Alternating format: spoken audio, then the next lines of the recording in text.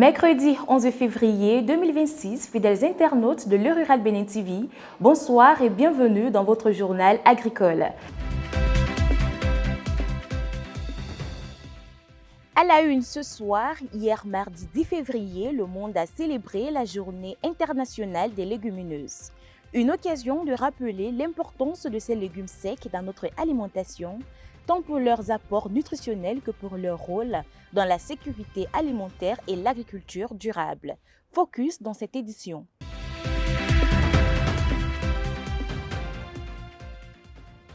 Au menu également les épices et les aromates.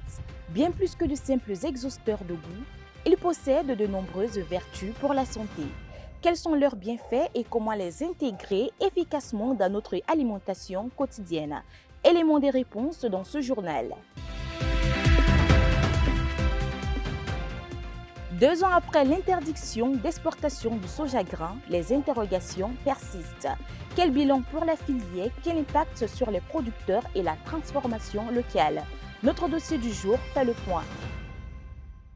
Ainsi se présente la vitrine de ce journal. Le développement, c'est dans un instant.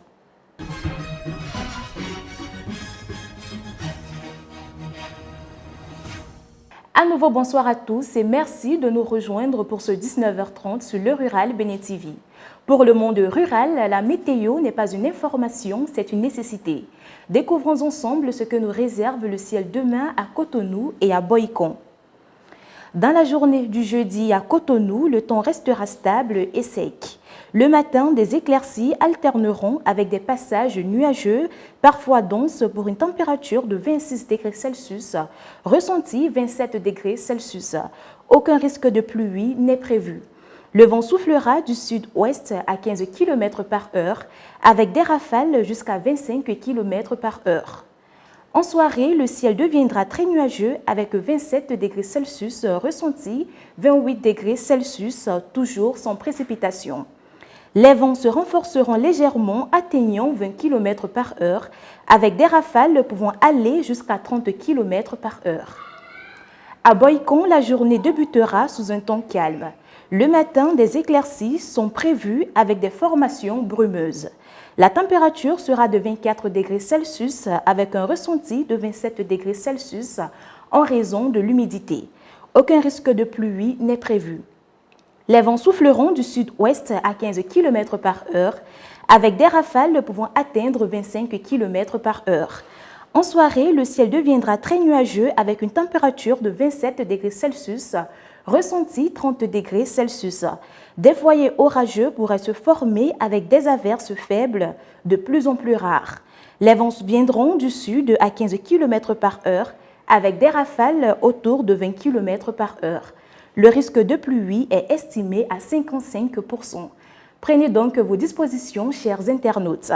Bonne nouvelle pour les producteurs de noix de cajou. Le Bénin a officiellement lancé sa campagne de commercialisation des noix brutes de cajou pour la période 2025-2026. Elle est ouverte depuis le 6 février et prendra fin le 30 septembre prochain. L'information a été rendue publique à travers un communiqué conjoint signé des ministres en charge de l'agriculture, de l'élevage et de la pêche et de l'industrie et du commerce. Selon le communiqué, le prix sera déterminé par les règles du marché, conformément au principe de la libéralisation encadrée de la filière. Hier, mardi 10 février, marque la Journée internationale des légumineuses. Cette célébration est l'occasion de mettre en lumière les nombreux bienfaits nutritionnels de ces légumes secs, indispensables à la santé humaine et à une alimentation durable. Suivez cet élément réalisé par notre rédaction. Haricots rouges, haricots blancs, haricots noirs, niébé, lentilles vertes, lentilles corail, lentilles brunes, lentilles noires, pois chiches, pois cassés, pois secs, soja, arachides, vandjou. Ces légumineuses variées et nutritives sont au cœur de notre alimentation et de l'agriculture durable. Plus qu'un simple aliment, elles constituent une véritable clé pour la nutrition et la sécurité alimentaire. Selon les estimations de la FAO, la production mondiale pourrait atteindre jusqu'à 125 millions de tonnes d'ici 2032, reflétant une tendance positive pour les années 2024-2025. Au Bénin, la campagne agricole 2024-2025 confirme une dynamique favorable dans la filière des légumineuses. La production de soja est estimée à environ 652 000 tonnes, celle du niébé à près de 184 456 tonnes et celle de l'arachide à environ 221 119 tonnes. Au-delà de leurs avantages économiques, ces légumineuses présentent des bienfaits nutritionnels reconnus. Riches en protéines végétales, elles constituent une excellente alternative à la viande et contribuent à une alimentation équilibrée. Elles sont également une source importante de fibres, favorisant la digestion et participant à la prévention des maladies cardiovasculaires. Leur apport en vitamines et minéraux, notamment le fer, le magnésium, le potassium, le zinc et les vitamines du groupe B, renforce la santé globale. Avec une faible teneur en matières grasses et indice glycémique modéré, elle aide à maintenir un poids santé et à réguler le taux de sucre dans le sang. Consommée régulièrement, elle contribue à prévenir la malnutrition, l'anémie et certaines maladies chroniques. Les légumineuses sont également bénéfiques pour l'environnement. Elles fixent naturellement l'azote dans le sol, réduisent le besoin en engrais chimiques, améliorent la fertilité des terres et participent à la lutte contre le changement climatique grâce à une empreinte carbone relativement faible. Dans de nombreux pays, et particulièrement en Afrique, elles représentent une source de nourriture accessible et abordable. Le culture soutient les petits producteurs et renforce la sécurité alimentaire des ménages. Dans le cadre de la mise en œuvre du projet ProBen 2026-2029, un nouveau programme intitulé Économie et renforcement des compétences vient d'être officiellement lancé.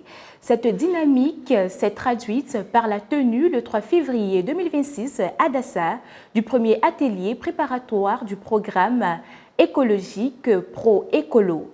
Le lancement de cet atelier a marqué le démarrage des études diagnostiques du système agroécologique du Bénin. Je l'annonçais en titre, au-delà de parfumer nos plats et de les rendre plus savoureux, les épices et les aromates sont très utiles pour la santé. Du gingembre au basilic, en passant par le thym et la cannelle, nos cuisines en régorgent. Les épices et les aromates donnent du goût à nos plats, mais peuvent être très utiles pour la santé. Comment mieux les consommer? Éléments des réponses avec Janvier Todoroué et Anissé Runguet. Suivez. Piliers de la gastronomie depuis l'Antiquité, les épices et les aromates ne se contentent pas de flatter nos papilles. Ils sont aussi des alliés discrets de plats, à la fois savoureux et bénéfiques pour la santé. Il faut noter que les aromates sont des fines herbes qui parfument le repas. Et pour les épices, eux, ils rehaussent le goût de l'aliment à consommer. Qu'il s'agisse du piquant du gingembre, de la fraîcheur du basilic, de la famille des épices et des notes boisées, du thym ou de la cannelle, de la famille des aromates, ces trésors de la nature concentrent une multitude de bienfaits essentiels pour la santé. La consommation des épices et des aromates sont très bénéfiques pour la santé parce qu'ils sont riches en antioxydants et les antioxydants renforcent le système immunitaire et luttent contre le stress oxydatif. Les épices et les aromates sont également des anti-inflammatoires et là, cela diminue les douleurs et autres troubles dans l'organisme. Leur consommation également facilite la digestion, on n'est plus ballonné, on ne sent plus le ballonnement. Au-delà de leur qualité gustative, ils constituent une alternative saine au sel, contribuant ainsi à réduire les risques d'hypertension et de maladies cardiovasculaires. La consommation régulière des épices et aromates dans la préparation des repas rehausse tellement le goût du repas que cela réduit l'ajout du sel au repas préparé. Pour préserver toute cette richesse, il est recommandé de les ajouter de préférence en fin de cuisson. Une chaleur excessive risquerait d'alterner leurs arômes et surtout de détruire une partie de leurs précieux bienfaits nutritionnels. Le projet TCP BEN 407, renforcement de la qualité nutritionnelle des repas scolaires dans la commune de Didja, a été lancé le 30 janvier 2026. Il s'agira de renforcer les capacités en matière d'éducation nutritionnelle des écoles bénéficiaires. Il faut souligner que la mise en œuvre des activités sera assurée conjointement par la FAO, le ministère de l'Agriculture, de l'Élevage et de la Pêche et l'Agence nationale de l'alimentation et de la nutrition. Faisons un tour d'horizon des actualités agricoles hors de nos frontières. Au Ghana, le gouvernement a fait part de son intention de doubler la superficie consacrée à la production de noix de coco d'ici 2028 à 188 000 hectares. Cette mesure vise à booster la production et la compétitivité de cette filière. Le 6 février, le Burkina Faso et le système des Nations Unies ont signé un engagement conjoint pour mobiliser plus de 850 milliards de francs CFA. Ces fonds financeront 3 programmes transformateurs sur 2025-2030 visant l'autosuffisance alimentaire, la paix, la cohésion sociale et la stabilisation des zones fragiles. Sur le marché international, l'année 2026 a débuté par la baisse des prix alimentaires mondiaux. C'est ce qu'indique l'indice global qui suit l'évolution des cours internationaux des produits de base publié dans un communiqué en date du vendredi 6 février 2026. Les indices du sucre, les produits laitiers et la viande ont respectivement chuté de 1%, 5% et 0,4% par rapport à décembre. Quant à l'indice des huiles végétales, il s'est établi en moyenne à 168,6 points en janvier, affichant un gain mensuel de 2,1% par rapport à décembre. Du côté des céréales, la hausse a été plus modérée avec 0,2% de plus qu'en décembre. Au Togo, pour finir avec ce détour à l'international, les acteurs du secteur de la production bio veulent se doter d'un référentiel avec des normes locales pour certifier leurs produits. Le document devrait à terme donner aux producteurs nationaux un meilleur accès à la certification biologique. Le référentiel est en cours de validation. Le document devrait à terme donner aux producteurs nationaux un meilleur accès à la certification biologique. Le référentiel est en cours de validation. Près de 2 ans après l'adoption de la loi portant interdiction de l'exportation du soja grain, notre équipe de rédaction s'est rapprochée des acteurs du secteur afin de faire le point sur les acquis et les difficultés. Jeanne-Dac Roussou et Jean-Dac Torono.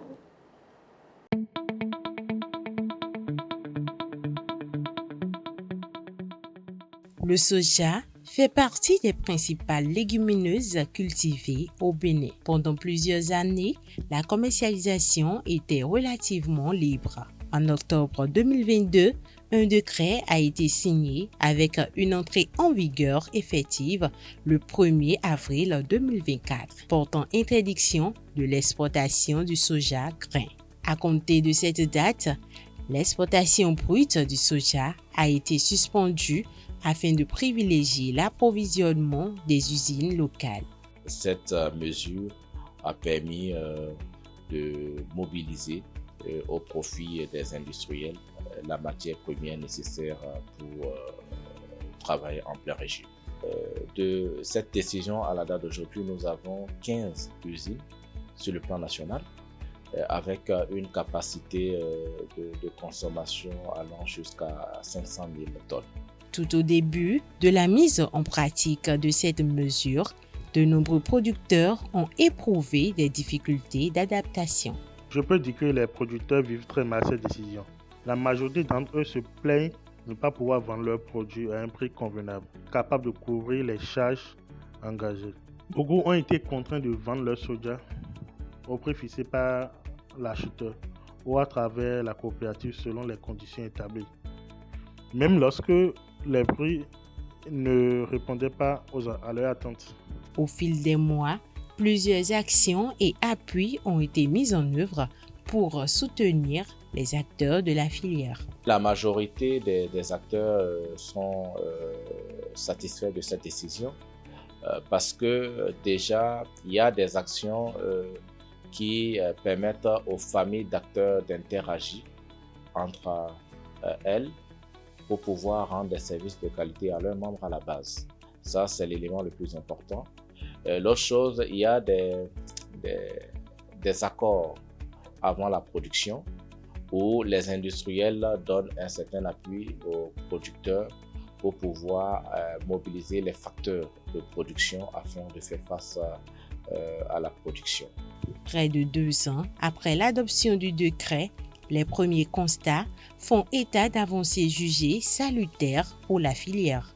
Comme avantage, nous avons déjà l'emploi des jeunes parce que les usines embauchent des milliers de Béninois et créent de la richesse pour le pays. Et aujourd'hui, nous avons des produits dérivés du soja qui sont disponibles et consommés par les Béninois. Pour assurer le respect des nouvelles dispositions, des sanctions sont prévues à l'encontre des acteurs qui ne s'y conformeraient pas.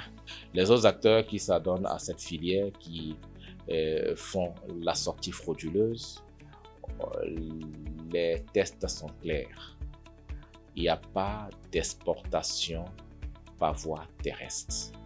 Nous avons donné de l'autorisation d'exportation aux industriels et cette autorisation se fait par voie légale, c'est-à-dire le port. Donc, tous ceux qui s'adonnent à la sortie frauduleuse, nous les exhortons de mettre fin à ce phénomène parce que s'il perdure, des actions ont été vraiment prises afin de les identifier. Et dès qu'on les identifie, les cargaisons qui vont à la fraude seront saisies et les concernés vont répondre de leurs actes devant la juridiction. La transformation locale contribue à la création de valeur ajoutée, à la dynamisation de l'économie et à la réduction de la pauvreté à travers la création d'emplois directs et indirects. Nous arrivons à la fin de cette édition. Merci de nous avoir suivis. Rendez-vous le vendredi prochain pour plus d'informations agricoles d'ici et d'ailleurs. Bonsoir chez vous.